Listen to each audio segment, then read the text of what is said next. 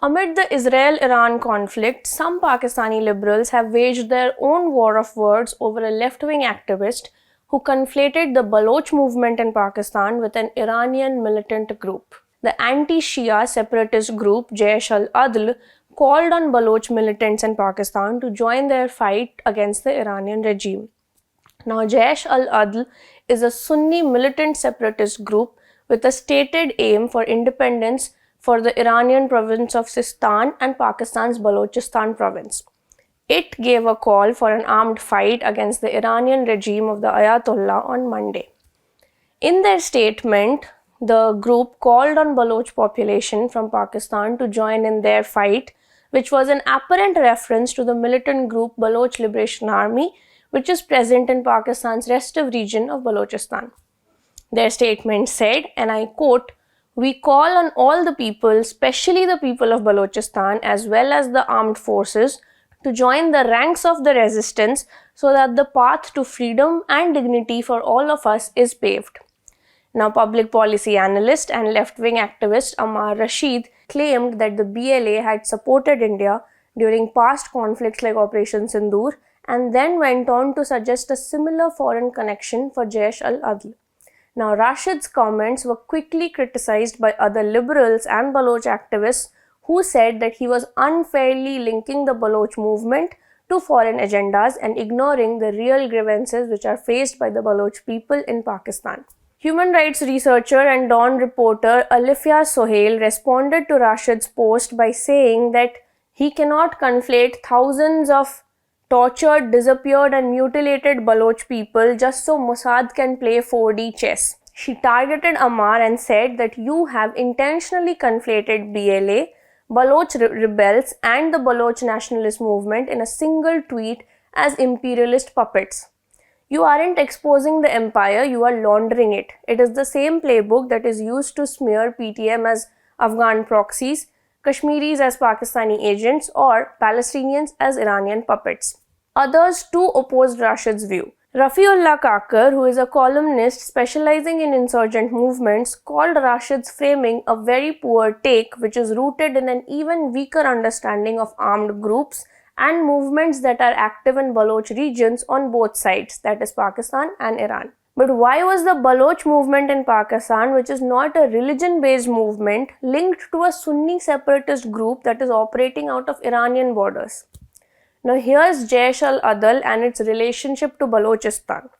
Jaish Al Adl, or the Army of Justice in English, is a Sunni militant separatist group which is active in southeastern Iran, primarily in the Sistan and the Balochistan province.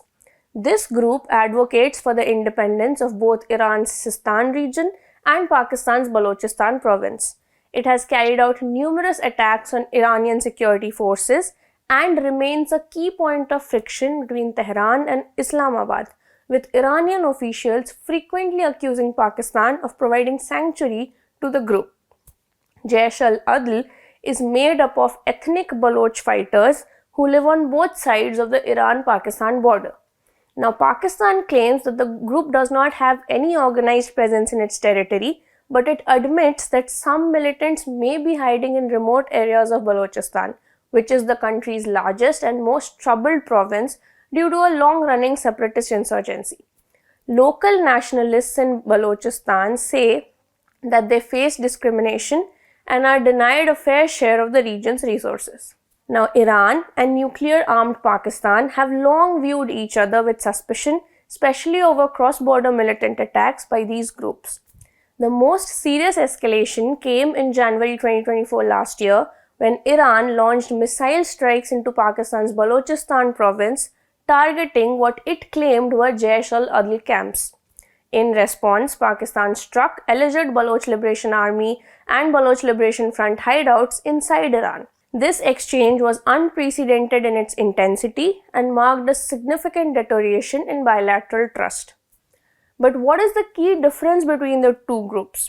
The Baloch Liberation Army, or BLA, is driven by Baloch nationalist and separatist ideology, which firmly rejects Pakistan's control over Balochistan and seeks to create an independent Baloch state. This was pointed out by defense analyst Aisha Siddiqa, who called the conflation of the two, that is BLA and Jes Al Adl, an illiterate take, and pointed out that Iranian Baloch groups have generally not called for full independence from Iran. Instead, they have demanded greater autonomy and improved treatment from the Iranian government. Their struggle is rather shaped by sectarian tensions, which is specifically between the Sunni Deobandi Baloch and the Shia-led regime, rather than by ethnic separatism, which is how the Baloch movement functions. Kia Baloch, a journalist who covers the insurgency in Pakistan, offered some more historical context when he added, the Baloch insurgency in Pakistan did not begin in reaction to the India-Pakistan conflict. It is the fifth rebellion in Balochistan, and BLA's operational capability did not increase overnight. It occurred months before the Pakistan-India conflict actually escalated. He then gave an example of last August's coordinated attacks as an example. Sajid Baloch, another Baloch activist in Pakistan, also highlighted the contradictions between Rashid's suggestion vis-a-vis the state narratives in Pakistan. He said that Pakistan's minister says every day that Baloch freedom fighters are helped by Iran. On the other hand, these people say that they are Israeli agents. These accusations have been going on since the 70s. I wish someone would actually help. The conflict between the two militant groups and liberal Pakistanis has for now divided Pakistani internet, but what happens further and whether the groups join the movement remains to be seen. This is Debdutta for ThePrint. Keep watching for more such videos.